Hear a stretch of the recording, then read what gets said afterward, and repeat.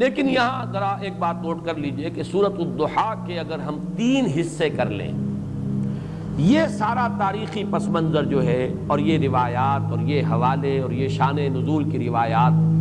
پہلی 3 آیات کے لیے تو بالکل کفایت کرتی ہیں۔ فترت وحی، اس کا حضور پر نہایت شاق گزرنا، وہ شاق والہانہ عشق کی وجہ سے ہے یا وہ شاق گزرنا اس وجہ سے ہے کہ لوگوں نے تانے دینے شروع کر دیے، جو بھی ہو، اس سے یہ سمجھ میں آیا کہ اس کی بنا پر حضور کی یہ کیفیت ہوئی کہ اندیشہ ہوا کہ عشقست و ہزار بدگمانی، شاید میرا رب مجھے چھوڑ گیا، شاید میرا تعلق منقطع ہو گیا، شاید پروردگار ناراض ہو گیا، شاید میری کسی بات سے وہ بیزار ہو گیا، معاذ اللہ ثم معاذ اللہ۔ اس میں آپ کو تسلی دے دی گئی، ما ودعک ربک وما قلی، اور استشہاد کیا گیا رات اور دن سے۔ دیکھیے ہمارا سارا نظام جو چل رہا ہے اس میں تضادات ہیں، روشنی بھی ضروری ہے، تاریکی بھی ضروری ہے، بلندی کا اپنا مصرف ہے اور پستی کا اپنا مقام ہے، رات کی اپنی حکمتیں اور مصلحتیں ہیں اور دن کی اپنی حکمت اور مصلحتیں ہیں۔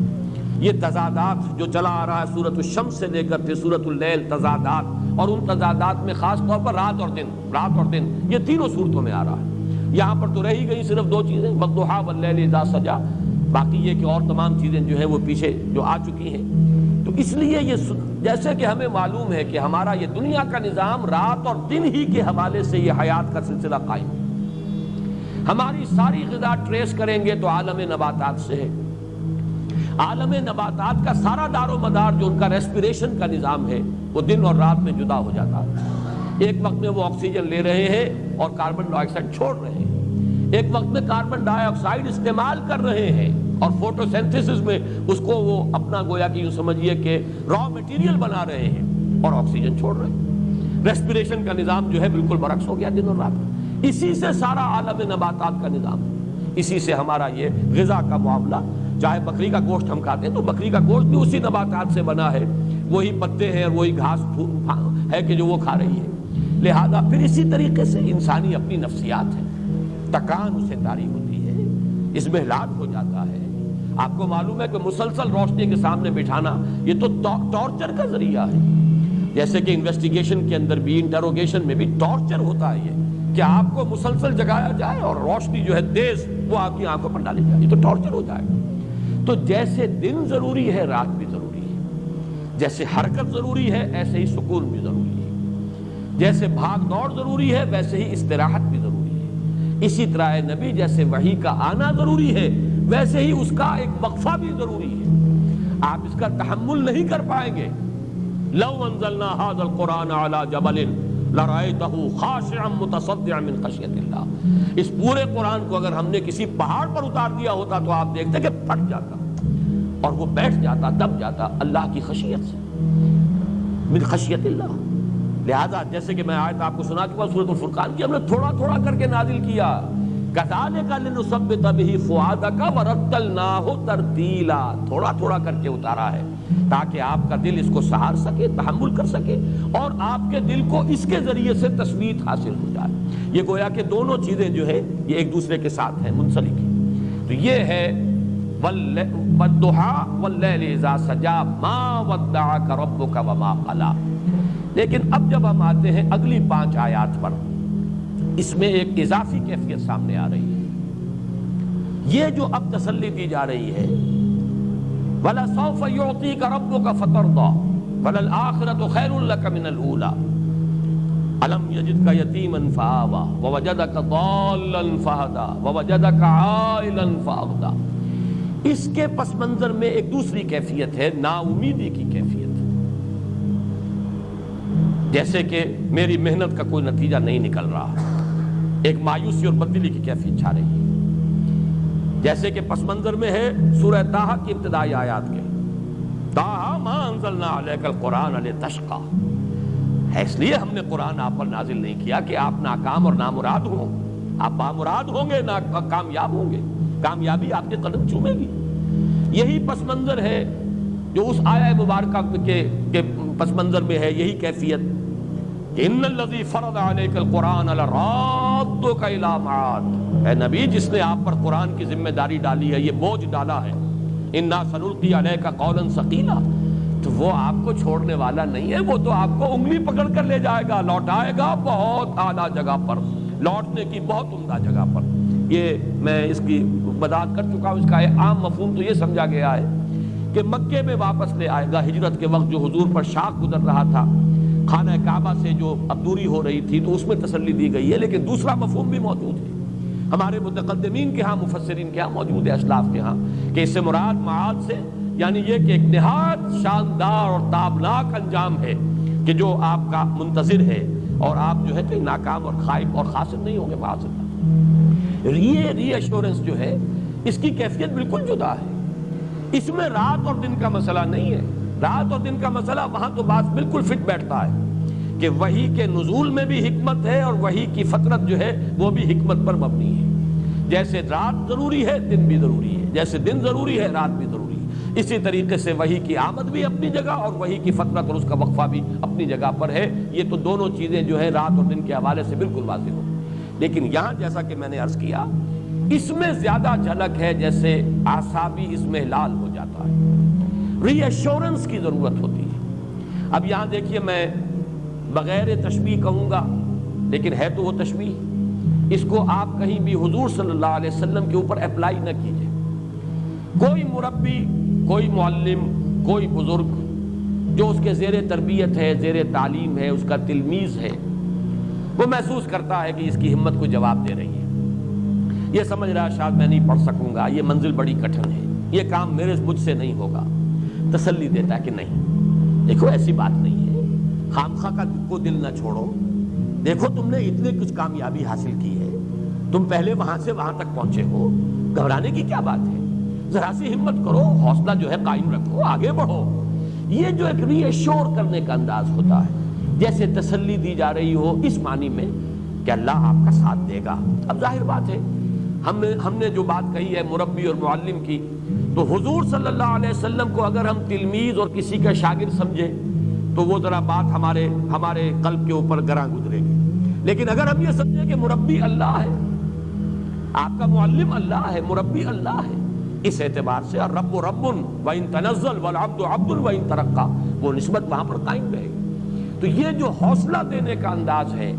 اس کے پس منظر میں ہے اضمحلال، جس کو میں نے تعبیر کیا تھا جیسے کہ اعصاب کچھ جواب دے رہے ہیں، جیسے کہ ہمت کچھ بیٹھ رہی ہو، جیسے کہ کمر جو ہے وہ کچھ کمزور پڑتی نظر آ رہی ہو، جیسے اگلی صورت میں آئے گا الذی انقض ظہرک، جس نے کہ آپ کی کمر کو دوہرا کر دیا تھا یا کمر توڑ کر رکھ دی تھی۔ یہ میں اس کے وضاحت بعد میں کروں گا، اس کے لغوی معنی کیا ہیں، لیکن یہ جو پس منظر ہے، اس کو اگر آپ پہچان لیں کہ جس میں یہ ری ایشورنس دی جا رہی ہے، اے نبی وَلَلْآخِرَةُ خَيْرٌ لَكَ مِنَ الْأُولَىٰ، بالکل مطمئن رہیں،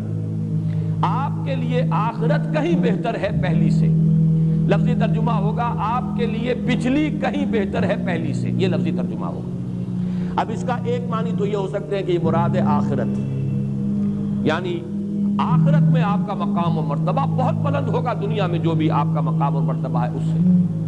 اور اس کے لیے چونکہ سابقہ صورت میں بھی یہ الفاظ آئے ہیں وَإِنَّ لَنَا لَلْآخِرَةَ وَالْأُولَىٰ، ہمارے ہی اختیار میں ہے آخرت بھی اور اولا بھی، پچھلی زندگی بھی، آخرت کی زندگی بھی اور دنیا کی زندگی بھی۔ اس اعتبار سے ان دونوں صورتوں کے اندر ایک لفظی مناسبت بھی پیدا ہوئی ہے۔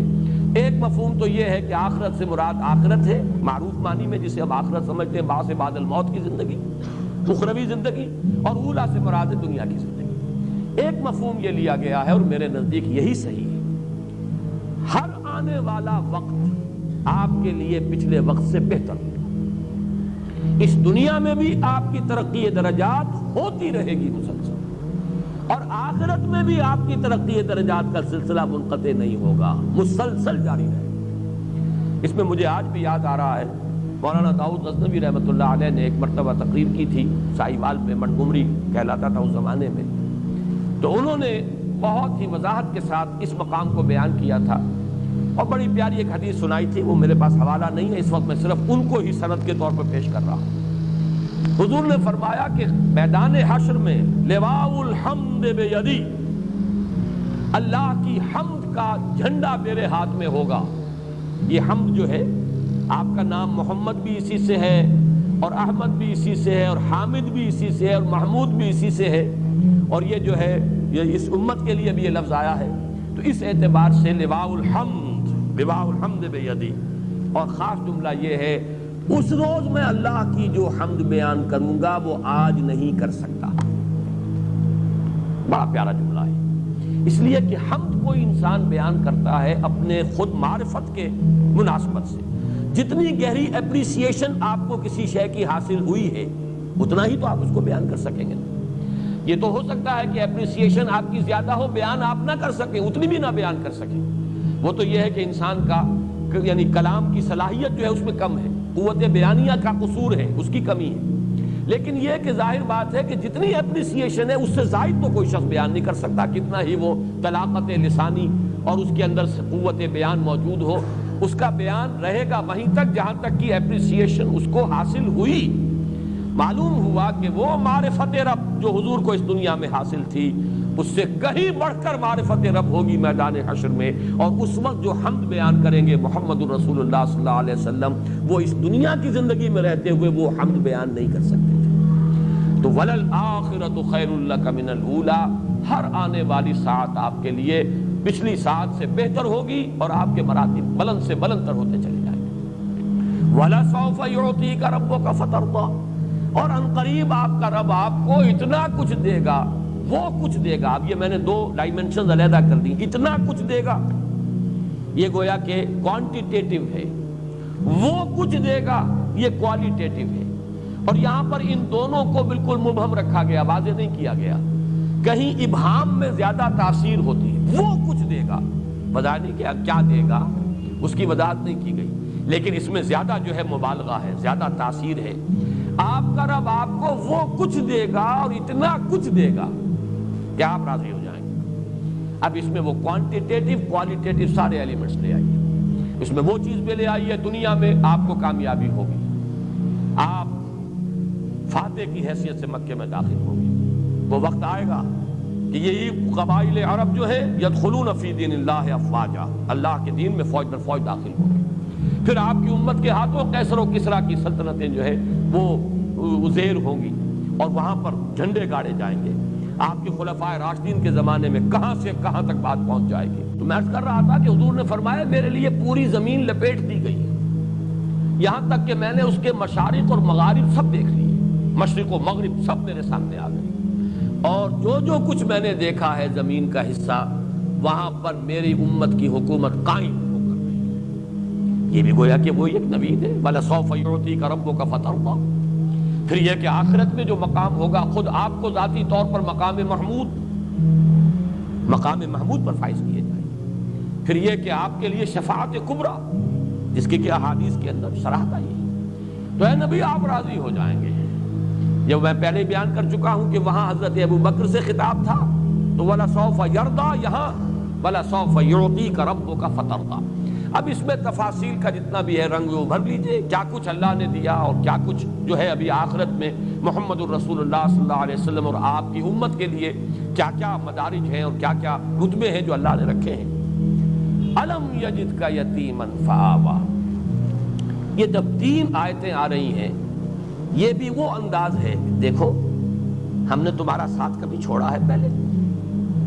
غور کرو اپنی سابقہ زندگی پر. جو تمہارا رب تمہیں ان مراحل سے گزار کر لایا، کہ آئندہ تمہارا ساتھ چھوڑ دے گا؟ یہ بھی جیسا کہ میں نے عرض کیا ہے کہ یہاں بھی تھوڑا سا آدمی کی زبان لڑکھڑاتی ہے کہ نبی اکرم صلی اللہ علیہ وسلم کو بھی ان چیزوں کے حوالے سے تذکیر کی ضرورت تھی. ہمارا ذہن قبول کرنے سے آپ کے خاص مقام و مرتبے کے اعتبار سے ذرا یہاں رکتا ہے، رکاوٹ محسوس کرتا ہے. سامنے کی باتیں ہیں بالکل، لیکن یہ کہ یہ سامنے کی باتیں جیسے کسی طالب علم کو کوئی استاد یاد دلاتا ہے، وہاں تو بات سمجھ میں آتی ہے. لیکن محمد الرسول اللہ صلی اللہ علیہ وسلم کو بھی کیا یہ باتیں اس طور سے یاد دلانے کی ضرورت تھی؟ یہاں آ کر ذرا طبیعت جو ہے رکتی ہے. بہرحال اس پر میں عرض کروں گا اس کی توجیہ کیا ہے. اس وقت یہ سمجھ لیجئے یہ حضور کی حیات طیبہ کے 3 ادوار ہیں جن میں اللہ کی رحمت اور شفقت جو ہے حضور پر، اللہ کی عنایت خصوصی حضور پر 3 مختلف صورتوں میں جو ہے وہ شامل حال ہوئی. اس کے حوالے سے بلکہ نوٹ کر لیجئے میں نے کبھی سیرت کی تقریر میں عرض کیا تھا کہ حضور کی پوری حیات دنیاوی 6 آیات کے حوالے سے 6 چیپٹرز میں 6 آیات کے زیر عنوان لائی جا سکتی ہے۔ 3 آیات یہ ہے اور 3 آیات سورہ مدثر کی۔ آپ کا پہلا حصہ زندگی کا وہ ہے، یوں سمجھئے کہ 10-12 برس تک کی زندگی۔ پیدائش ہو رہی ہے والد کے انتقال کے بعد، چند سال کے ہیں کہ والدہ کا سایہ سر سے اٹھ گیا، مزید 2 سال گزرے کہ دادا بھی اللہ کے ہاں گئے۔ اس کے بعد البتہ یہ نوٹ کر لیجئے، ہمارے بھی عام جو مورخین ہیں اور سیرت نگار ہیں، انہوں نے ایک بہت بڑا خلا چھوڑ دیا ہے۔ عبد المطلب کے انتقال کے بعد زبیر حضور کے تایا حضور کے اتالیق اور سرپرست رہے ہیں۔ ابو طالب کو زیادہ نمایاں کرنے کے لیے زبیر کا نام جو ہے خارج کر دیا گیا یہ سیرت کی کتابوں سے۔ وہ جو جنگ بھی ہوئی تھی، واحد جنگ ہے حضور کی اس دور میں جس میں کہ حضور شریک ہوئے ہیں، اگرچہ آپ نے باقاعدہ کوئی خوریزی میں حصہ نہیں لیا، لیکن یہ کہ وہ تو ایک قبائلی معاشرہ تھا۔ جب جنگ ہے تو ہر قبیلے کے جو بھی جوان ہیں ان کو جا کے شریک ہونا ہے۔ اس وقت علم جو تھا بنو ہاشم کا علم، وہ زبیر کے ہاتھ میں تھا، ابو طالب کے ہاتھ میں نہیں تھا۔ یہ تو زبیر کے انتقال کے بعد ابو طالب کا مرحلہ آیا ہے کہ پھر وہ جو ہاؤس آف ہاشم تھا، بنو ہاشم، ہاشم کا گھرانہ، اس کی جو سربراہی ہے وہ ابو طالب کے ہاتھ میں آئی ہے ذمہ داری، اور پھر یقیناً ہم بھی تسلیم کرتے ہیں کہ انہوں نے ساتھ دیا ہے حضور کا اور تعاون کیا ہے۔ لیکن یہ ہے کہ یہ 4 مرحلے آپ ذہن میں رکھیے، بلکہ ایک اعتبار سے نوٹ کر لیجئے، ابو طالب کو حضور نے سپورٹ کیا ہے معاشی طور پر۔ ابو طالب کا کوئی معاشی احسان محمد کی گردن پر نہیں، اور یہ میں کسی تعصب کی وجہ سے ہرگز نہیں کہہ رہا۔ جب میں ابو طالب کا وہ احسان مانتا ہوں اور ٹنکے کے چوٹ اعلان کرتا ہوں کہ 10 برس تک پروٹیکشن دنیا میں اگر حاصل تھی حضور کو تو وہ ابو طالب کی وجہ سے تھی، ورنہ آخرت میں تو ظاہر بات ہے اصل جو ہے پروٹیکشن وہ تو اللہ کی ہے، لیکن وہ تو ہے انویزیبل ورلڈ، وہ تو ہے غیبی ایک عالم۔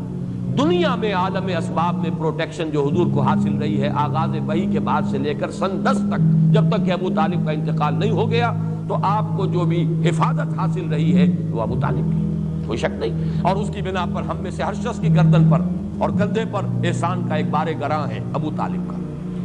لیکن یہ کہ ایک درمیان میں نوٹ کر لیجئے، جہاں تک معاشی کفالت کا تعلق ہے، حضور پر یہ احسان ابو طالب کا نہیں ہے، بلکہ ابو طالب پر احسان ہے حضور کا۔ آپ نے محنت کی، مزدوری کی، مشقت کی، آپ کماتے تھے اور ابو طالب کے گھرانے کو سپورٹ کرتے تھے، اس لیے کہ ابو طالب مفلس تھے، قلاش تھے، دنیاوی حیثیت ان کی نہیں تھی، مالدار نہیں تھے، عیالدار تھے، اولاد بہت تھی۔ حضور نے بھیڑیں بکریاں چرائی ہیں اور کمایا ہے، اور حضور نے محنت کی ہے اور پالا ہے اور معاشی اعتبار سے سپورٹ کیا ابو طالب کے گھرانے۔ پھر جب آپ کی شادی ہو گئی حضرت خدیجہ سے تو حضرت علی کو اپنے پاس اسی لیے رکھا ہے تاکہ وہ جو بوجھ ہے ابو طالب کے اوپر وہ کم رہے، جو اپنے بچوں کی جو بھی ہے اس کی کفالت کا تو ایک شخص ان کے پاس، اور غالباً حضرت جعفر جو ہے وہ بھی کسی اور کے پاس تھے، تو اس اعتبار سے شاید حضرت عباس کے پاس، اگر میرا جو ہے وہ یادداشت اگر ٹھوکر نہیں کھا رہی، اسی وجہ سے یہ معاملہ تھا کہ عباس بھی جو ہے وہ کافی آسودہ حال تھے۔ ادھر حضور کو اللہ تعالیٰ نے غنا عطا کر دیا حضرت خدیجہ سے شادی کا، نتیجہ یہ نکلا ہے کہ حضرت علی یہاں تھے، جعفر وہاں تھے، اس لیے کہ ابو طالب سپورٹ نہیں کر پاتے تھے۔ بہرحال پہلا مرحلہ جو ہے حضور کی حیات طیبہ کا، سیرت مطہرہ کا، الم یجد کا یتیما فآوا۔ اے محمد ذرا دیکھو تو صحیح، پیچھے مڑ کر نگاہ تو ڈالو، تو دنیا میں آئے تو تمہارے والد کا سر سے سایہ اٹھ چکا تھا، چند برس کے 6 برس کے تھے کہ دادا کی محبت سے بھی محروم ہو گئے، مزید 2 برس کے بعد ماں کی محبت اور شفقت بھی ختم ہوئی۔ پھر ہم نے کس کس طریقے سے آپ کے لیے بندوبست کیا، کہاں کہاں سے فآوا پناہ دی ہے، کہاں کہاں سے پروٹیکشن ملی ہے، کیسی کیسی محبتیں آپ کو ملی ہیں، دادا کی محبت، والدہ کی محبت، پھر زبیر کی محبت۔ زبیر کے علم تلے محمد الرسول اللہ اس جنگ میں شریک تھے، اگرچہ باقاعدہ خوریزی میں آپ نے حصہ نہیں لیا، لیکن تھے، جھنڈا ان کے ہاتھ میں تھا۔ تو پہلا دور تو یہ ہے محمد الرسول اللہ صلی اللہ علیہ وسلم کی حیات دنیاوی کا، جس کے لیے عنوان ہے الم یجد کا یتیما فآوا۔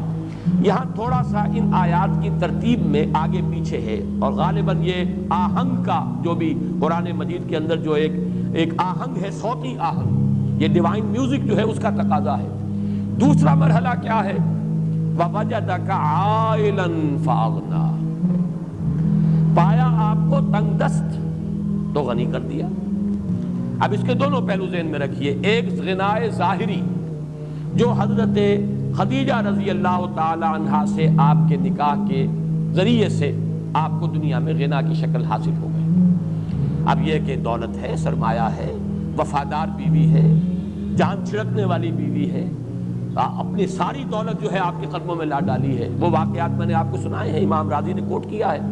ایک موقع پر حضور کہیں باہر گئے، ابھی وحی کا آغاز نہیں ہوا تھا وہ دور، اس لیے کہ 15 برس ہیں آپ کی ازدواجی زندگی کے، جبکہ ابھی وحی شروع نہیں ہوئی۔ 25 برس کی عمر میں آپ کا نکاح ہوا حضرت خدیجہ سے، اور 40 برس کی عمر میں وحی کا آغاز ہوا، تو یہ 15 برس ہے۔ یا اس میں سے کوئی تھوڑا سا وقت نکال لیجئے، وہ میں تیسری آیت کے ذیل میں لاؤں گا جو یہاں درمیان میں آئی ہے۔ تو بہرحال 12-13 برس کا یہ مرحلہ بھی ذہن میں رکھیے، یہ آپ نے خوشحالی کا، اطمینان کا، ایک وفادار بیوی ہے نکاح میں، بچے بھی اللہ نے دیے ہیں، اگرچہ بیٹے ہوئے وہ لے لیے، بیٹیاں ہیں، ہرا بھرا گھر ہے، دولت ہے، آسائش ہے، عزت ہے، آپ کی تجارت ہے، آمد و رفت ہے۔ اس کا واقعہ وہ آتا ہے جو امام راضی نے نقل کیا ہے کہ حضور ایک مرتبہ نکل گئے ذرا مکے سے باہر، کوئی وادی میں آپ نے دیکھا کوئی قبیلہ ٹھہرا ہوا تھا، بہت مفلوق الحال لوگ، بدن پر کپڑے نہیں اور فاقوں سے معلوم ہوتا تھا سونکھ کر کاٹا ہوا۔ دیکھ کر آپ آ گئے، کپڑا لے کر لیٹ گئے، ایک کیفیت حزن کی اور ملال کی۔ حضرت خدیجہ نے پوچھا کیا معاملہ ہے؟ آپ کی طبیعت ناساز نہیں، کیا معاملہ ہے؟ فرمایا کہ میں گیا تھا باہر، میں نے دیکھا ایک ایسے لوگ ہیں اور میرے پاس کوئی دولت نہیں ہے کہ میں ان کی مدد کر سکوں۔ تو حضرت خدیجہ نے کہا کہ اچھا آپ جائیے فلاں فلاں لوگوں کو لے آئیے، بلا لائیے ذرا، مکے کے بڑے بڑے لوگ، اور ان میں الفاظ ہیں کہ فیہم الصدیق، حضرت ابو بکر کو بھی بلایا گیا، وہ بھی نمایاں لوگوں میں سے تھے، وہاں کی جو ہائرارکی ہے اس میں بھی ان کا مقام تھا، وہ بھی آئے۔ تو بہت سے لوگ جو آ گئے، جمع کر لیا، اتنی دیر میں اتنا بڑا ڈھیر اشرفیوں کا حضرت خدیجہ نے لگایا کہ جب حضور آ کر بیٹھے ہیں تو اس کے پیچھے چھپ گئے، اور پھر کھڑے ہو کر کہا حضرت خدیجہ نے آپ سب لوگ گواہ رہے ہیں میں نے یہ ساری دولت محمد کو دی، وہ جہاں چاہے خرچ کریں۔ یہ ہے ان کی شان۔ تو یہ ظاہری غنا ہے، ابھی اس کو بھی آپ سمجھیے کہ یہ ظاہری غنا ہے۔ اصل غنا تو غنا النفس ہے، الغنا غنا النفس، وہ تو آپ کا قلب جو ہے وہ تو غنی ہمیشہ تھا اور ہمیشہ رہا، لیکن یہ کہ یہاں در حقیقت مراد جو ہے وہ غنا جو ہے وہ باطنی غنا نہیں۔ وَوَجَدَكَ عَائِلًا فَأَغْنَىٰ، پایا آپ کو تنگ دست تو آپ کو غنی کر دیا۔ یہ وہ زندگی کا دوسرا دور ہے۔ تیسرا دور وہ ہے، یہ ہے در حقیقت ایک اعتبار سے بڑا سخت دور جو حضور پر گزرا ہے، اس کو آپ کہہ سکتے ہیں فلسفیانہ غور و فکر کا دور۔ دیکھیے اس کو ایک انداز سے ذرا حضور کے مقام و مرتبے کے اور آپ کے ذکر سے تو یہ چیز پھر غیر متناسب اور نامناسب نظر آتی ہے، لیکن بات کو سمجھیے۔ جب تک کہ ایک تنگ دستی تھی تو پوری محنت جو ہے جسمانی مشقت لگ رہی ہے، اب جب فراغت بھی ہو گئی، ہر طرح کی سہولتیں بھی حاصل ہو گئیں، گھریلو ازدواجی زندگی کی مسرتیں بھی حاصل ہیں، تو غالباً اب وہ وقت آیا ہے کہ فلسفیانہ غور و فکر، یہ کائنات ہے کیا، یہ زندگی ہے کیا، یہ ہم کہاں سے آئے ہیں، کہاں جا رہے ہیں، یہ گاڑی چلے جا رہی ہے، رو میں ہے رخش عمر، کہاں دیکھیے تمہیں، نہ ہاتھ باغ پہ ہے نہ پا ہے رکاب میں، کدھر جا رہے ہیں پتہ نہیں، کہاں ہم جا رہے ہیں، کہاں سے ہدایت ملے۔ پھر یہ جو پستی ہے اخلاقی، اب ظاہر بات ہے جو خود اخلاق کی اس بلندی پر فائز ہو، اسے جو اپنے معاشرے میں پستی نظر آ رہی تھی، یہ لوگ کس درجے دنات اور کس درجے کمینگی کا مظاہرہ کر رہے ہیں، کیسی درندگی کا مظاہرہ ہو رہا ہے، غلاموں پر جو ظلم و ستم ہو رہا ہے، لوگوں کے اندر جو ہے اخلاق کا شمع نہیں رہا، یتیموں کو دھکے دیے جا رہے ہیں، بھوکوں کو کھانا کھلانے والا کوئی نہیں ہے، یہ سب کچھ جو ہو رہا ہے فحاشی ہے۔ اور عشقیہ داستانیں جو ہیں کھڑے ہو کر بڑے شوق سے لمبے لمبے قصیدوں کے اندر بیان کی جا رہے ہیں، فحاشی ہو رہی ہے، یہ ننگے مادر ذات پر رہنا طواف کیا جا رہا ہے کعبے کا، کیا ہو رہا ہے، اس کا کیا علاج ہے، حالات میں کوئی بہتری ہو سکتی ہے، کیسے ہوگی؟ ایک سلیم الفطرت انسان ایک طرف تو اپنے ماحول کو دیکھ کر کڑ رہا ہے، سوچ رہا ہے اس کا حل کیا ہے، ہو بھی سکے گا حل کہ نہیں، کوئی امکان ہے اس کے درست ہونے کا؟ پھر یہ کہ مجھے کہاں سے ہدایت ملے، یقین والی دولت کہاں سے ملے؟ یہ ساری چیزیں وہ ہیں جو فلسفیانہ غور و فکر کا ایک بڑا شدید مرحلہ محمد الرسول اللہ پر گزرا ہے۔ بلکہ یہ ابھی لفظ رسول اللہ میں نے ایڈ کر دیا، اس وقت تک تو ابھی آپ کی نبوت ظاہر نہیں ہوئی، رسالت پر فائز نہیں ہوئے۔ یہ ایک حکیمانہ غور و فکر کا مرحلہ ہے۔ اسی کے بارے میں احادیث میں آتا ہے کہ فلما بلغ 40 سنة حبب إليه الخلاء فكان يخلو بغار حراء يتحنس فيه۔ آپ نے غور و فکر شروع کیا، خلوت گزینی محبوب ہو گئی، اب ملنا جلنا چھوڑ دیا لوگوں سے، جیسے کہتے ہیں وڈرا کر لینا، وہ ملنا جلنا، دنیا کی محفلوں سے اکتا گیا ہوں یا رب، کیا لطف انجمن کا جب دل ہی بجھ گیا ہو۔ بہرحال یہ شعر پورے طور پر تو یہاں پہ منطبق نہ کیجئے، دل کے بجھنے کا کوئی سوال نہیں، لیکن دلچسپی نہیں رہی، غور و فکر، سوچ بچار، اسی غور و فکر کے اندر غلطہ و پیچا، اسی میں پھر یہ کیفیت اتنی شدت پیدا ہوئی کہ گھر سے بھی نکل گئے،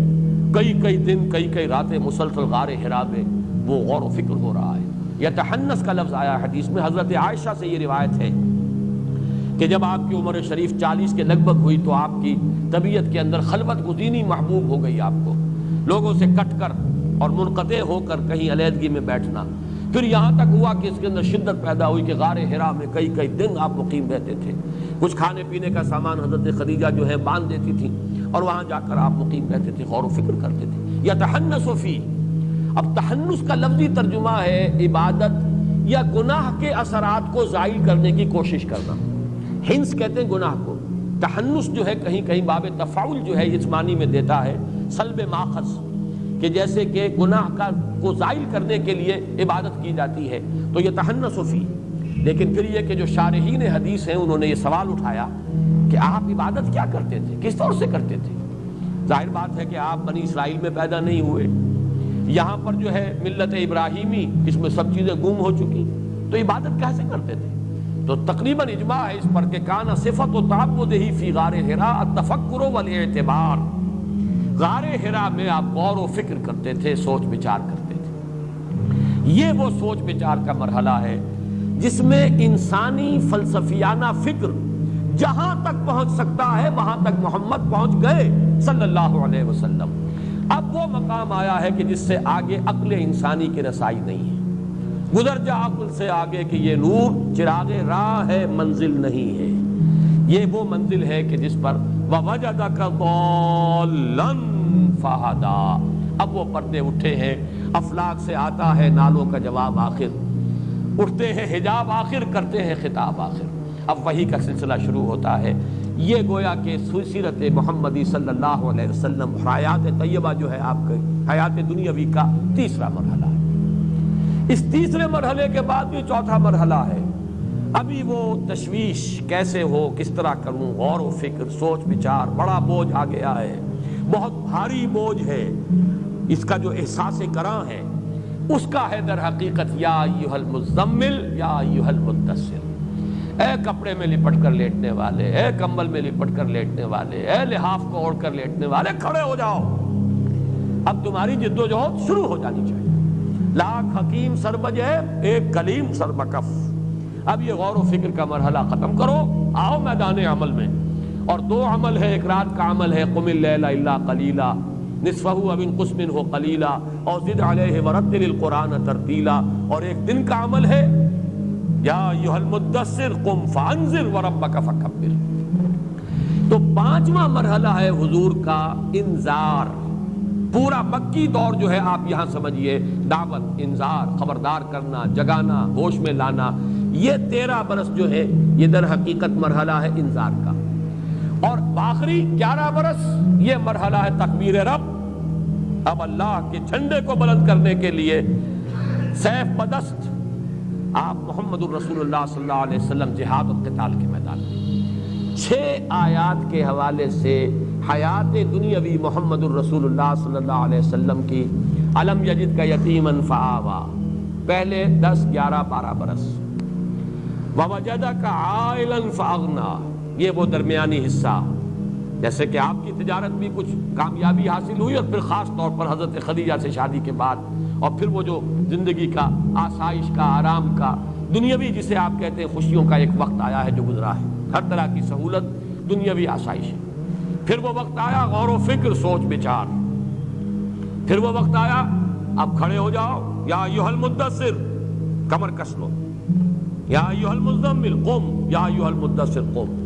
اور اس کا پہلا مرحلہ انذار قم فانذر, اور آخری مرحلہ وربک فکبر, تکبیر رب اور اس کے لیے باطل سے پنجہ آزمائی, یہاں تک کہ قتال اللہ کی راہ میں جنگ. یہ ہیں 6 مراحل اور 6 آیات. بہرحال ان کے حوالے سے اب جو بات مجھے عرض کرنی ہے وہ یہ ہے وَوَجَدَكَ ضَالًّا فَهَدَىٰ. اس پر یہ ہے کہ ضال کے لفظی معنی کیا ہے, اس پر بہت سی آپ کو مل جائیں گی تفاسیر کے اندر آ رہا. ضال کے معنی جو ہے یہ سمجھ لیجئے ایسا شخص بھی ہو سکتا ہے جو راہ سے بھٹک گیا ہو, لیکن اس کا بھٹکنا شرارت نفس کی وجہ سے نہ ہو, مغالطے کی وجہ سے. خلوص میں بھی تو آدمی غلطی کر بیٹھتا, جیسے کہ ضالین اور مغضوب علیہم, یہ سورہ فاتحہ میں جو آخری 2 آیات ہیں ان کا تعلق ان سے ہے. مغضوب علیہم یہود جنہوں نے اپنی شرارت نفس محبت دنیاوی کی بنیاد پر ٹھوکر کھائی. ضالین نصارہ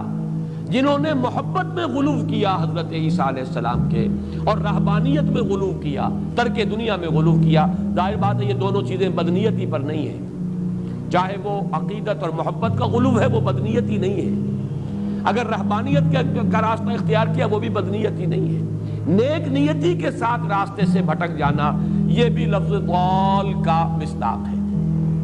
پھر ضال عربی زبان میں آتا ہے کوئی شخص کسی جذبے سے اتنا مغلوب الحال ہو جائے,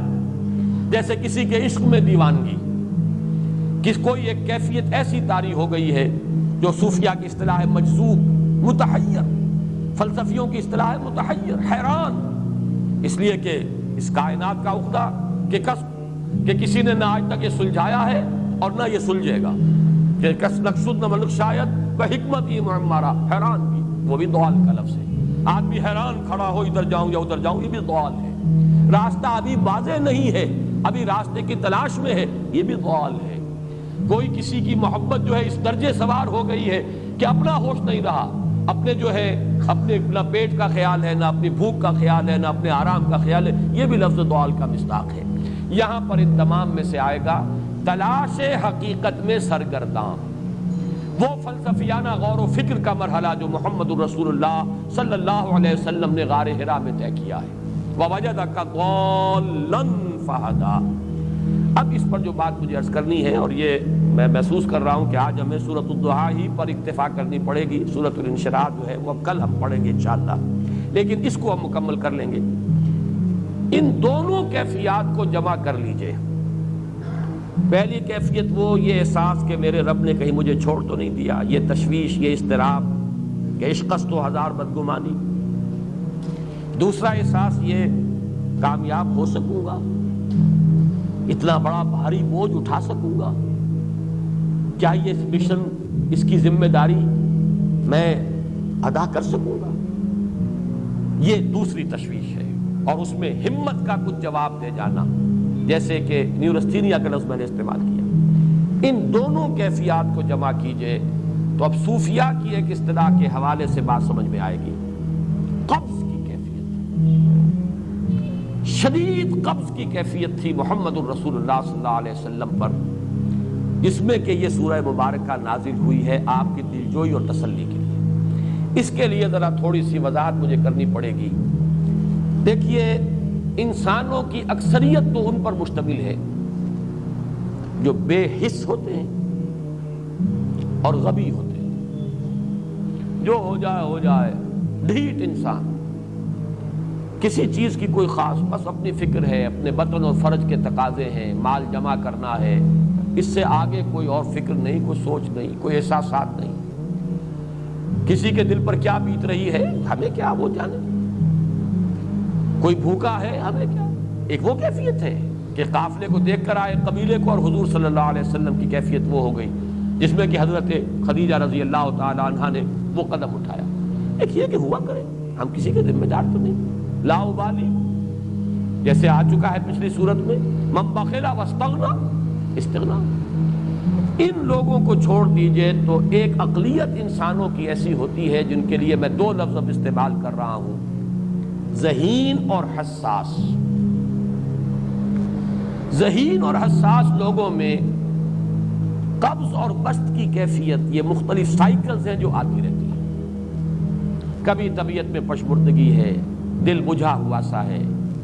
کچھ نا امیدی سی ہے، خود اپنے اوپر اعتماد کی کمی محسوس ہو رہی ہے، مجھ میں صلاحیت نہیں ہے، میں کچھ نہیں کر سکتا، اب تک جو کچھ کیا اس کا کچھ حاصل نہیں ہے، مایوسی، نا امیدی، پشمردگی، طبیعت میں انقباض، ایک بددلی کی سی کیفیت، یہ قبض ہے۔ کبھی اچانک ہم محسوس کرتے ہیں جیسے بادل آئے تھے اور چلے گئے، جیسے مطلع صاف ہو گیا۔ یہ ساری چیزیں انٹرنسک ہیں، ضروری نہیں کہ خارج کے اندر کوئی حالات بدلے ہوں، حالات وہی ہوں گے لیکن انسان کی داخلی کیفیت بدل جاتی ہے۔ اب ایک جذبہ بھی ہے، امنگ بھی ہے، امید بھی ہے، روشن پہلو نظر آ رہے ہیں۔ قبض کی کیفیت میں تاریک پہلو نظر آتے ہیں، مایوسی کے پہلو نظر آتے ہیں، پیسیمزم کی کیفیت، اور یہ جو بسط کی کیفیت ہے اس میں روشن پہلو۔ دیکھو یہ بھی تو ہے نا، آخر یہ بھی تو ہوا ہے، اور بھی ہو سکتا ہے، آخر اب تک میں نے یہ کام بھی تو کر لیا، آگے بھی مشکل آسان ہو سکتی ہے۔ یہ دو کیفیات ہیں قبض اور بسط کی، جن کو کہ صوفیاء کرام نے یہ اصطلاحات، یہ عنوان دیے، قبض اور بسط۔ جتنی انسان کے اندر حساسیت کی کیفیت زیادہ ہوگی، ذہانت زیادہ ہوگی، اتنا ہی یہ جو ویوز ہیں اس کی ایمپلیٹیوڈ زیادہ ہوتی ہے۔ کم ذہین انسان ہے، کم حساس ہے، آئیں گے تو صحیح ہے، لیکن یہ کہ وہ ویو جو ہے اس کا ایمپلیٹیوڈ جو ہے اس کے اندر اوپر اور نیچے کی کیفیت زیادہ نہیں ہوگی، لیکن جتنا یہ معاملہ بڑھتا ہے یہ جو ویو ہے اس کے ایمپلیٹیوڈ بڑھتا چلا جاتا ہے۔ لیکن نارمل انسان کا معاملہ یہ ہے کہ یہ حدود کے اندر رہے، اسی کی ایک کیفیت جو ہے ایب نارمل جب ہو جاتا ہے، یہی ہے جو جدید ہماری جو سائیکولوجیکل میڈیسن ہے اس میں اسے مینیکس ڈپریسو سائیکوسس کہا جاتا ہے۔ مایوسی ہوئی تو اتنی ہوئی کہ جیسے کمر ٹوٹ کر رہ گئی، اور اسی ڈپریشن میں ہوتی ہیں خودکشیاں، خودکشی کر جاتا ہے ڈپریشن۔ کچھ روشن پہلو نظر ہی نہیں آ رہا، کوئی امید کا پہلو نظر ہی نہیں آ رہا، کوئی صورت نظر نہیں آتی، کوئی امید بن نہیں آتی، کس طرف جاؤں، کدھر دیکھوں، کسے آواز دوں، اے ہجوم نامرادی دل بہت گھبرائے ہیں۔ اور جب آدمی محسوس کرتا I can't face these realities، یہ commits suicide۔ یہ اور جب کیفیت ہوتی ہے انشراح کی تو آدمی خوب بھاگ رہا ہے، دوڑ رہا ہے، امنگ ہے، محنت ہے، دوڑ رہا ہے، امیدیں ہیں، اب ہر چیز کا روشن پہلو نظر آ رہا ہے۔ عجیب ہے یہ، اصل میں مجھے کچھ تجربہ بھی ہوا ہے، ہمارے خاندان میں بھی یہ مرض موجود رہا۔ میرے والد مرحوم کافی طویل عرصے اس مینیک ڈپریسو سائیکوسس کے مریض رہے۔ کچھ ہوتا ہے یہ معاملہ، ویسے بھی شاید ہمارا خاندان جو ہے اس کیٹیگری میں آتا ہے جس میں ذہانت نسبتاً کچھ زیادہ ہے، حساسیت بھی نسبتاً کچھ زیادہ ہے۔ یہ دوسری بات ہے کہ کوئی شخص جو ہے یہ فلسفے کے طور پر اختیار کر لے کہ اپنے آپ کو ڈھیٹ بنا لینا ہے، یہ فلسفہ بھی بن سکتا ہے، لیکن یہ ہے کہ اگر آدمی چھوڑ دے اپنی طبیعت کو تو یہ دونوں کیفیات آتی ہیں۔ انہی کیفیات میں اگر یہ جو اپورڈ اینڈ ڈاؤنورڈ موومنٹ ہے یہ ایک حد سے نکل جائے تو یہ بیماری ہے مینیک سائیکوسس، مینیک ڈپریسو سائیکوسس۔ اس میں جب آدمی ہوتا ہے وہ اپر کیفیت میں تو اس کے اندر بڑی عظیمت ہے، روشنی ہے، امید ہے، لوگوں سے گفتگو کر رہا ہے، ہنس بول رہا ہے، خوب جو ہے محفل کے اندر، اب وہ محفل میں اسے دلچسپی محسوس ہو رہی ہے اور اسے ہر چیز کا روشن پہلو نظر آ رہا ہے، خود اپنے وجود کا بھی روشن پہلو، دوسروں کے وجود کا بھی، دوسروں کی بات میں سے بھی وہ اچھا پہلو تلاش کریں گے، وہ برا پہلو تلاش نہیں کریں گے۔ جب دوسری کیفیت ہے ڈپریشن کی، ہر ایک کی بات میں کوئی برائی نظر آئے گی، کوئی اس کی نیت کا فطور ہے، کوئی فساد ہے، کوئی یہ جو ہے بدنیتی کے ساتھ یہ بات کر رہا ہے، کوئی خیر کہیں ہے ہی نہیں، برائی ہی برائی ہے، مایوسی ہی مایوسی ہے، بدلی ہی بدلی ہے۔ یہ ہے در حقیقت وہ کیفیت، اس کو غالب نے بہترین انداز میں تعبیر کیا ہے ذہین اور حساس انسانوں میں ان کی جو ترقی ہے وہ انہی مراحل سے ہو کر گزرتی ہے، اور ہر ڈپریشن کے بعد، ڈپریشن میں اس لفظ سینس میں استعمال نہیں کر رہا، یعنی بیماری کی حد تک پہنچنے والی ڈپریشن نہیں، صرف قبض کی حد تک پہنچنے والا معاملہ۔ ہر قبض کے بعد جب بست آتا ہے تو آگے ترقی ہوتی ہے، جس کو آپ کہتے ہیں بائی لیپس اینڈ باؤنڈس، آدمی جو ہے چھلانگ لگاتا ہے، گویا کہ ایک درجہ جو پہلے تھا اس سے آگے درجہ انسان کا جو ہے اس سے بلندر پوزیشن پر انسان پہنچتا ہے۔ ہر قبض کے بعد جو نیا بست آتا ہے وہ ایک نئی کیفیت، نئی شان، نئی بلندی، نئی رفعت لے کر آتا ہے۔ اس کو غالب نے تعبیر کیا ہے بہت خوبصورت انداز ہے، رکتی ہے میری طبع تو ہوتی ہے رواں اور، یعنی شاعر بھی کبھی ایسا وقت آتا ہے شعر جو ہے وہ اس پر نازل ہی نہیں ہو رہا، شعر نہیں کہہ پا رہا،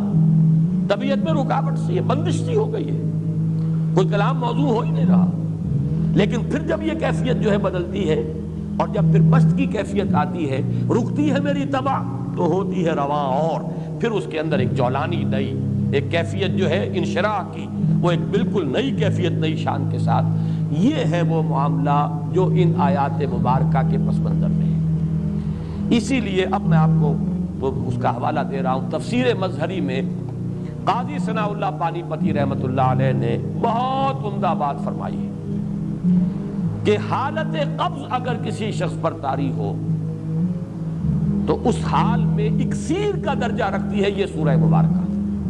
اس لیے کہ یہ نازل ہوئی ہے محمد الرسول اللہ صلی اللہ علیہ وسلم پر اسی حالت قبض میں۔ وَالضُّحَىٰ وَاللَّيْلِ إِذَا سَجَىٰ مَا وَدَّعَكَ رَبُّكَ وَمَا قَلَىٰ وَلَلْآخِرَةُ خَيْرٌ لَكَ مِنَ الْأُولَىٰ وَلَسَوْفَ يُعْطِيكَ رَبُّكَ فَتَرْضَىٰ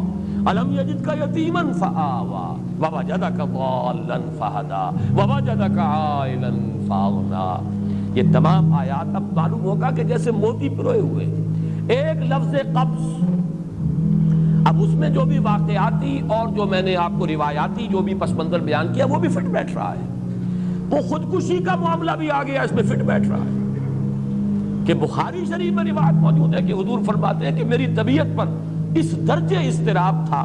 اتنی کیفیت جو ہے میری تشویش کی تھی کہ میرے دل میں بار بار خیال آتا تھا کہ پہاڑ پر چڑھ کر اپنے آپ کو نیچے گرا دوں۔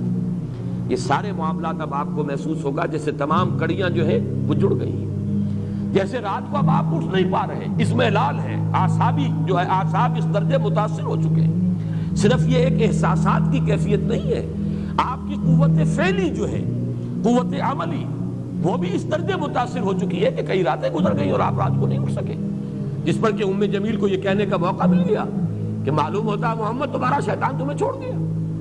اب یہ جملہ اپنی جگہ پر اس کی کاٹ ہے یقیناً، اس سے یضیق صدرک بما یقولون، لیکن وہ کیفیت جس کی وجہ سے یہ جملہ آیا ہے اس پر نگاہ دوڑائیے،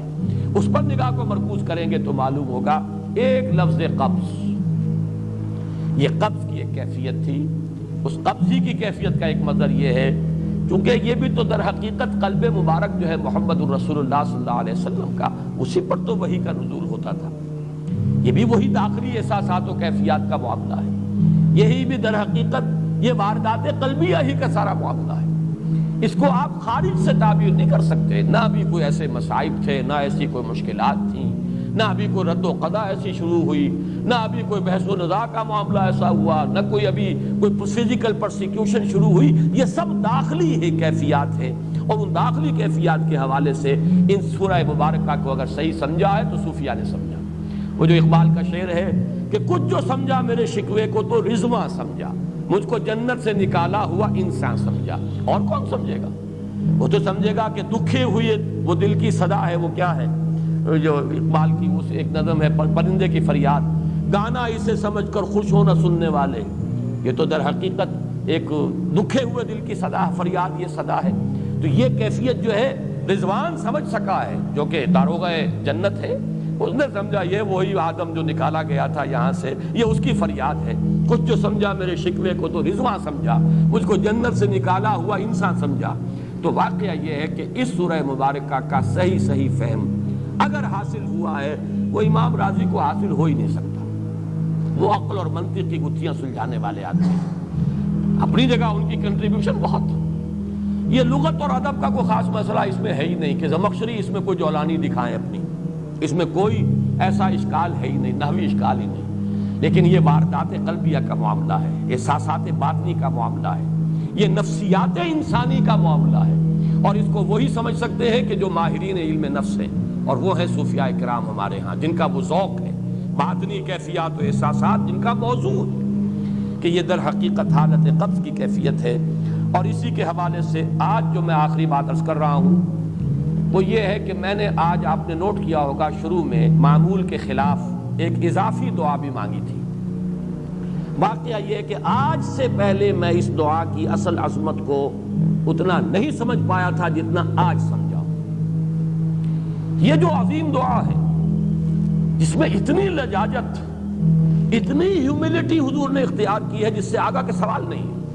اللہم انی عبدک وابن عبدک وابن امتک، اے اللہ میں خود تیرا بندہ ہوں، میرا باپ بھی تیرا ادنا غلام، میری ماں تیری ادنا کنیز، فی قبضتک، میرا پورا وجود تیرے قبضہ قدرت میں ہے، تیرے ہی اختیار میں ہے، فی قبضتک ماضٍ فی حکمک،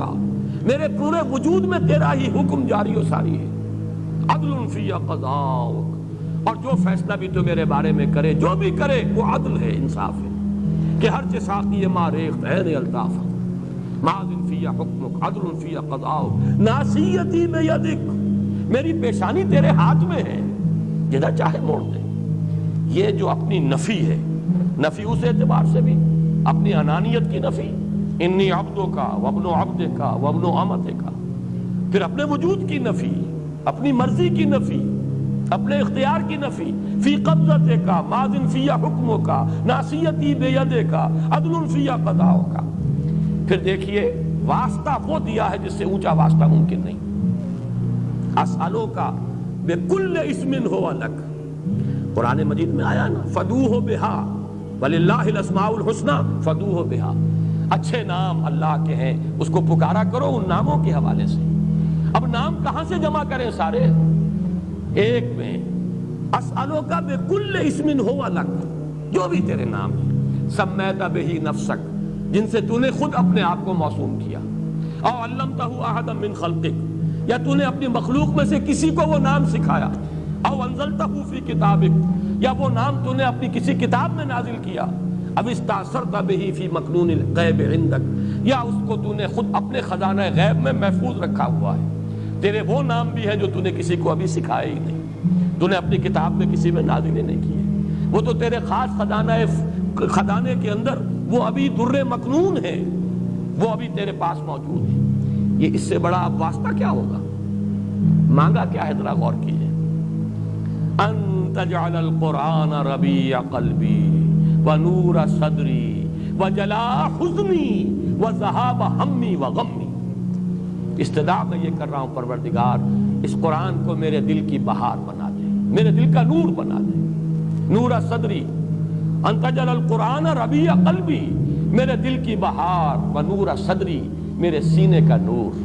وجلاء حزنی، یہ حزن جو جس سے کہ محمد دو چار ہے صلی اللہ علیہ وسلم، یہ وہ کیفیت جو ہے قبض کی، اس کو دور کرنے کا ذریعہ بنا دے اس قرآن کو، جلاء حزنی وذہاب ہمی وغمی، اور میرے ہموم، میرے تفکرات، میرے غموں کو دور کرنے کا ذریعہ بنا دے۔ یہ عظیم دعا آج سورۃ الضحیٰ پر غور و فکر کرتے ہوئے، ویسے تو میں تقریباً 30 برس سے اس دعا کا مبلغ ہوں، اس لیے کہ جب میں نے یہاں کام شروع کیا تھا لاہور میں، جو تقریریں کی تھی مسلمانوں پر قرآن مجید کے حقوق کے نام سے جو شائع شدہ ہیں، اس پمفلٹ کے آخر میں میں نے یہ دعا درج کی ہے۔ یہ اصل میں کچھ مختلف احادیث میں ٹکڑے آئے ہیں، کہیں کوئی ایک ٹکڑا کم ہے، کہیں دوسرا کم ہے، میں نے بڑی تحقیق کر کے تمام روایتوں کو جمع کر کے پھر اس کو مرتب کیا ہے، اور وہ بڑی خوبصورت میں نے اس کی سیٹنگ کی ہے، اور وہ اس کتابچے کے آخر میں ہے۔ اللہم انی عبدک وابن عبدک وابن امتک فی قبضتک ناصیتی بیدک ماضٍ فی حکمک عدل فی قضاؤک، اسألک بکل اسم ہو لک سمیت بہ نفسک او علمتہ احدا من خلقک او انزلتہ فی کتابک او استاثرت بہ فی مکنون الغیب عندک ان تجعل القرآن ربیع قلبی ونور صدری وجلاء حزنی وذہاب ہمی وغمی۔ یہ وہ کیفیت ہے، اور وہ قرآن جو اس کیفیت میں سب سے زیادہ پر تاثیر ہے وہ یہ قرآن ہے، ان دو صورتوں پر مشتمل قرآن، سورۃ الضحیٰ، سورۃ الانشراح۔ والضحیٰ واللیل اذا سجا ما ودعک ربک وما قلی وللآخرۃ خیر لک من الاولی ولسوف یعطیک ربک فترضی الم یجدک یتیما فآوی ووجدک ضالا فہدی ووجدک عائلا فاغنی۔ اب آخری حصہ رہ گیا، اس میں کوئی خاص وضاحت کی ضرورت نہیں۔ 3 آیت آخری جو ہے، فَأَمَّا الْيَتِيمَ فَلَا تَقْهَرْ وَأَمَّا السَّائِلَ فَلَا تَنْهَرْ وَأَمَّا بِنِعْمَةِ رَبِّكَ فَحَدِّثْ۔ ان میں سے جہاں تک تو پہلی 2 آیتیں ہیں، ان میں تو یوں سمجھیے کہ عام فطرت انسانی کے نزدیک جو چیزیں خیر ہیں، یہاں پر حضور کو بھی وہی حکم دیا جا رہا ہے یا تاکید کی جا رہی ہے، بلکہ ایک اعتبار سے یہ عدم مناسبت رکھتے ہوا نظر آتا ہے بظاہر۔ حضور خلق عظیم پر تو پہلے سے فائق تھے، قرآن مجید کی گواہی ہے۔ دوسری وحی نازل ہوئی ہے، انک لعلی خلق عظیم، آپ کی طبیعت میں وہ رحمت، شفقت، مودت، لوگوں کے اوپر جو ہے لوگوں کے درد کو اپنے سینے میں محسوس کرنا، یہ تو پہلے سے موجود تھا، تو کہنے کی ضرورت کیا ہے؟ یہ اس کی ایک مثال میرے سامنے ہے، سورہ مدثر کی آیات 4، 5 اور 6۔ پہلے 3 آیات کا حوالہ تو میں دے چکا، یا ایھا المدثر قم فانذر وربک فکبر وثیابک فطہر والرجز فاہجر ولا تمنن تستکثر۔ یہ 3 آیتیں جو ہیں یہ بڑی وہاں محسوس ہوتا ہے بظاہر کہ جس بلندی پر بات ہو رہی تھی یہ باتیں کچھ اس کے ساتھ کچھ اس متناسب نہیں ہیں۔ معلوم ہوتا ہے کہ یہ چیزیں حضور کے طہارت ذاتی، کپڑوں کا پاک رکھنا، جسم کا پاک رکھنا، احسان کرنا، تو یہ نہ چاہنا کہ کوئی اس کا بدلہ ملے، یہ ساری چیزیں جو ہیں یہ تو یوں سمجھیے کہ وہ بنیادی اخلاقیات ہیں جن کو حضور کو بتانے کی ضرورت نہیں جس مقام پر کہ محمد رسول اللہ فائز تھے۔ تو ہم یہی کہیں گے کہ یہ اصل میں اس لیے لایا گیا کہ حضور سے خطاب کرتے ہوئے امت کے لیے یہاں رہنمائی ہے۔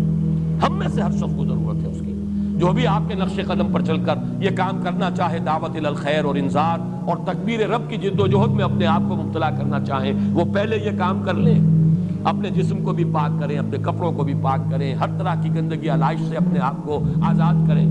اور یہ کہ احسان دھرنا اور کوئی کام کسی کے لیے خیر کا کرنا، کوئی اور اس کا کوئی بدلہ لینے کے لیے ان تمام پستیوں سے اپنے آپ کو بلند کریں گے تو وہ کام کر سکیں۔ وہی معاملہ میں یہاں سمجھتا ہوں، اما الیتیم فلا تقہر، یتیم پر قہر کہتے ہیں غالب آ جانا، چھا جانا، ڈومینیٹ کر جانا، قہار کہتے ہیں اس کو جو چھایا ہوا ہو، غالب۔ یتیم کے اوپر اس طرح کا تعلق اس کے ساتھ یا ایسا سلوک کہ وہ اپنے آپ کو دباؤ میں محسوس کرے، یہ ہے در حقیقت جس سے روکا جا رہا ہے۔ اب اس میں وہ احادیث اور یتیموں کے ساتھ حسن سلوک کی ترغیب، اور حضور نے جو فرمایا انا وکافل الیتیم کہاتین یوم القیامہ، یہ آپ کو مختلف تفاسیر کے اندر یہ چیزیں مل جائیں گی، اس وقت تو ہمیں صرف رب کو سمجھنا ہے۔ اما الیتیم فلا تقہر نسبت کس سے ہے؟ الم یجدک یتیما فآوی، آپ کو ہم نے پایا، دیکھا یتیم، پیدا ہوئے دنیا میں یتیم، در یتیم، ہم نے ٹھکانہ دیا کہ نہیں؟ اب اس کا حق ادا ہوگا اسی طریقے سے کہ ہر یتیم کے سر پر آپ کا اسی طرح شفقت کا ہاتھ رکھا رہے، اس کے لیے اس خیر ہو، بھلائی ہو، اس پر قہر نہ ہو، جبر نہ ہو، معاذ اللہ اس کا کوئی امکان حضور سے نہیں تھا۔ وَأَمَّا الْيَتِيمَ فَلَا تَقْهَرْ وَأَمَّا السَّائِلَ فَلَا تَنْهَرْ، آپ کو پایا تنگ دست ہم نے غنی کیا۔ تو یہاں پہ اگرچہ سائل کے مفہوم کو لوگوں نے بیان کیا ہے، زیادہ واضح کیا ہے، اس کو ایکسٹینڈ کیا ہے۔ ایک سائل ہے مانگنے والا، روٹی مانگنے والا، پیسہ مانگنے والا، مدد چاہنے والا، یقیناً وہ بھی سائل ہے اور اسے بھی جھڑکنے کی اجازت نہیں ہے۔ اما السائل فلا تنہر، جھڑکو نہیں، معذرت کرنی ہے تو بڑی نرمی کے ساتھ معذرت کرو۔ قول معروف ومغفرۃ خیر من صدقۃ یتبعها اذی، بھلی بات کہو اور معاف کر دو یا خود اس سے معذرت کر لو، یہ کہیں بہتر ہے اس سے کہ کسی کو کوئی خیرات بھی دو اور پھر کوئی جملہ بھی ایسا کہہ دو جس سے اس کی عزت نفس جو ہے وہ کچھ دی جائے اور اس کو تکلیف پہنچے، اذیت ہو۔ تو یہ سیرت یہ ہے کہ سائل کو جھڑکو نہیں، اما السائل فلا تنہر۔ البتہ اس میں علماء نے اور مفسرین نے مزید جو شامل کیا ہے، سوال علمی بھی ہوتا ہے، ہدایت کا طالب بن کر بھی کوئی آتا ہے عبس وتولى ان جاءه الاعمى وما يدريك لعله يزكى او يذكر فتنفعه الذکریٰ، اس سے بھی روک دیا گیا۔ کوئی بھی طالب خیر بن کر آیا ہے، کوئی بھی اگر مرشد ہے اس کے پاس کوئی رشد و ہدایت کی نیت سے آیا ہے، اس سے اپنے آپ کو وابستہ کر رہا ہے۔ کوئی متعلم ہے جو کسی معلم اور استاد اور عالم کے ساتھ جو ہے اس کے سامنے زانو تلمس طے کر رہا ہے۔ کوئی مستفتی ہے کسی عالم سے یا مفتی سے فتویٰ طلب کر رہا ہے۔ کوئی الجھن ہے کسی کی علمی اور وہ اس کا حل چاہتا ہے، مسائل فلا تنہر۔ البتہ آخری آیت جو ہے وہ حضور صلی اللہ علیہ وسلم کی شخصیت مبارکہ کے اعتبار سے بالکل ہم وزن اور بالکل متوازن ہے۔ وَأَمَّا بِنِعْمَةِ رَبِّكَ فَحَدِّثْ، اور جو نعمت ہے آپ پر ہوئی ہے جو آپ کے رب کی طرف سے، اس کا خوب چرچا کرو، اسے خوب بیان کرو۔ حدث، بیان کرو، عام کرو، پھیلاؤ، چرچا کرو۔ اب اس کے جو معنی لیے گئے ہیں، سب سے پہلا اس کا مفہوم ہے نعمت کا اعتراف اور اظہار۔ اللہ کی کوئی نعمت آپ پر ہوئی ہے، آپ اس کا اعتراف بھی کیجئے اور اظہار و اعلان بھی کیجئے، لوگوں کے سامنے بھی بیان کیجئے۔ یہ بھی شکر کی سب سے پہلی منزل ہے، بہت بنیادی منزل ہے۔ اس کی بالکل برعکس کیفیت یہ ہے کہ کسی شخص کو اللہ نے آسودگی دی ہے لیکن پھٹے کپڑے پہنے پھر رہا ہے، نعمت کو ظاہر نہیں کر رہا۔ اگر کسی کی تنگی ہے،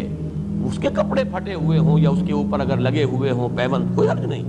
لیکن یہ کہ ہو کشادگی اور آسودگی اور پھر انسان یہ حلیہ بنائے، یہ گویا کہ یہ اس نعمت کا انکار ہے، اس کو چھپا رہے ہیں آپ۔ تو اعتراف و اظہار نعمت اور اس پر اللہ کا شکر ادا کرنا۔ دوسرا مرحلہ ہے نعمت کی حق کی ادائیگی، جس کام کے لیے وہ دی گئی ہے نعمت اس کو اس کے لیے استعمال کیا جائے، جس کو کہ امام راغب اصفہانی نے یہ شکر بالجوارح سے تعبیر کیا ہے، اس کا حق ادا کرو اس نعمت کا۔ لیکن سب سے اہم حصہ جو ہے جو حضور پر نعمت خصوصی ہوئی ہے صلی اللہ علیہ وسلم، وہ نعمت ہدایت۔ سب سے بڑی نعمت ہے ہی نعمت ہدایت، بلکہ میں آگے بڑھ کر جملہ کہہ رہا ہوں، نعمت ایک ہی ہے اور وہ ہدایت ہے، اور کوئی نعمت نہیں ہے۔ ہر نعمت دوسری جو ہے وہ تابع ہے۔ اگر نعمت ہدایت ہے تو صحت بھی نعمت، اولاد بھی نعمت، مال بھی نعمت، فرصت بھی نعمت۔ اغتنموا خمسا قبل خمس، 5 چیزوں کو 5 چیزوں سے پہلے غنیمت سمجھو، اپنی زندگی کو موت سے پہلے غنیمت سمجھو، یہ بھی نعمت ہے۔ فرصت کو مصروفیت سے پہلے غنیمت سمجھو، فراغت فرصت۔ اسی طریقے سے صحت کو بیماری سے پہلے غنیمت سمجھو، جوانی کو بڑھاپے سے پہلے غنیمت سمجھو، تنگ دستی سے پہلے اگر اللہ نے فراخی دی ہے غنیمت سمجھو۔ 5 ہی نعمتیں ہوئی، عمر ہے، صحت ہے اور دولت ہے، فرصت ہے، یہ تمام چیزیں نعمتیں ہیں۔ لیکن نعمت ہونا ان کا منحصر ہے اگر نعمت ہدایت بھی موجود ہے، یعنی جس کو آپ کہتے ہیں نا وہ چیز کہ جو جس سے مس کر جائے گی وہ سونا بن جائے گا، اور اگر وہ شے جو ہے وہ مس نہیں کر رہی تو لوہے کا لوہا ہے۔ ان میں سے کوئی شے نعمت نہیں ہے جب تک نعمت ہدایت نہ ہو۔ اگر آپ کو صحت ہے اور ہدایت بھی ہے، آپ اس صحت کو خیر کے لیے استعمال کریں گے، دولت ہے، ہدایت ہے، خیر کے لیے، بھلائی کے لیے، اللہ کے دین کے لیے، لوگوں کی مدد کے لیے استعمال کریں گے۔ اور اگر صحت ہے، ہدایت نہیں ہے تو بدماشیوں میں جا کر اپنی جو ہے قوت جو ہے صرف کریں گے، وہ فرصت جو ہے کسی اور برے کام میں لگائیں گے۔ اگر ہدایت نہیں ہے تو وہ تو زحمت ہو گئی، وہ رحمت نہیں زحمت ہے، نعمت نہیں بلکہ وہ عذاب کا ذریعہ بن گیا۔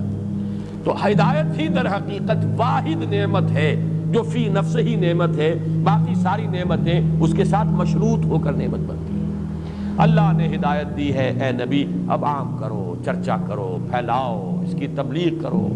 حکمت بانٹو۔ الحکمت ضالۃ المؤمن هو احق بها حیث وجدها، عام کرو اس علم کو، پھیلاؤ۔ یعلمہم الکتاب والحکمہ، قرآن کی اس دعوت کو عام کرو۔ یہی آپ کا جو ہے سب سے بڑا اللہ کا احسان جو آپ پر ہوا، سب سے بڑھ کر یہ، اور یہی ہے در حقیقت اس کا حق کہ آپ اسے عام کریں اور بیان کریں۔ اس میں بعض صوفیاء نے ایک بات کہی ہے، اور وہ یہ ہے کہ بعض ہمارے اکابر جو ہیں خاص طور پر تصوف کے میدان کے، ان سے کچھ منقول ہیں ایسی باتیں کہ عام آدمی سمجھتا ہے کہ وہ بڑا تکبر اور عجب کا اظہار انہوں نے کیا۔ مثلا یہ کہ شیخ احمد سرہندی رحمۃ اللہ علیہ اپنے بعض ایسے مقامات کا تذکرہ کرتے ہیں کہ عام آدمی سمجھتا ہے کہ انہیں بیان نہیں کرنا چاہیے تھا، اللہ نے اگر یہ رتبہ دیا بھی تھا تو اس کو بیان کرنے کی ضرورت نہیں تھی، نہ کرتے تو اچھا تھا۔ اس میں تعلی اور تکبر اور کچھ عجب کی بو آتی ہے کچھ لوگوں کو۔ اسی طرح سے کچھ اسی قسم کے دعوے جو ہے شاہ ولی اللہ دہلوی کے بھی ہیں رحمۃ اللہ علیہ، بعض حضرات کو ان سے بھی انقباض ہوتا ہے، لیکن یہ کہ قاضی ثناء اللہ پانی پتی رحمۃ اللہ علیہ نے ان کی طرف سے دفاع کیا ہے، اور وہ دفاع یہ ہے کہ یہ بھی در حقیقت اس حکم کے تابع ہے۔ اللہ نے اگر وہ مقام دیا تھا، اس کا اظہار و اعتراف ان کے ذمہ تھا،